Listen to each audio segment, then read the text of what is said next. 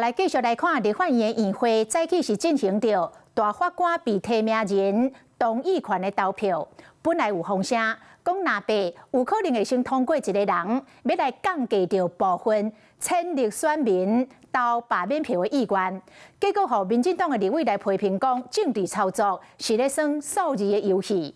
早起国民党团甲民众党团家己的内部讨论了后，决定一个拢无要同意。 全部封杀。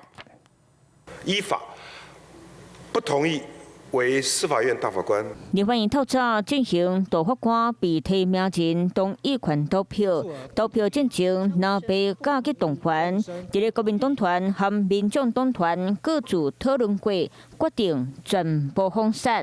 我们认为赖清德总统这一次宪法法庭大法官的提名。 仍然不脱，要由民进党来加以掌控，工具化的色彩。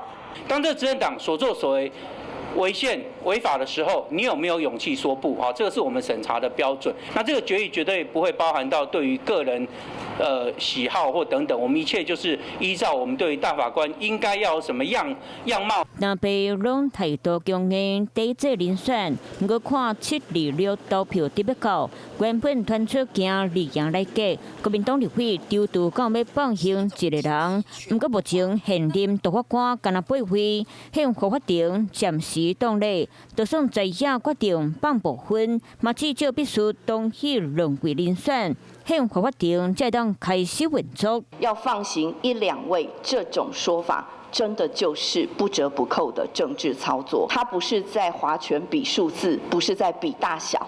大法官是国家最重要的名器，也是司法的最后一道防线。各界民服众望的人，国民党会支持。但是如果都是推荐一些绿油油，这个表示法界无人哈。 背离政治暗算，不过这一项决定敢会为大罢免向查天会，就看明仔载开票的结果。Hello， 我是蒋欣梅，想要抢先掌握最及时的新闻资讯吗？赶快订阅、按赞、开启小铃铛，锁定华视新闻 YouTube 频道。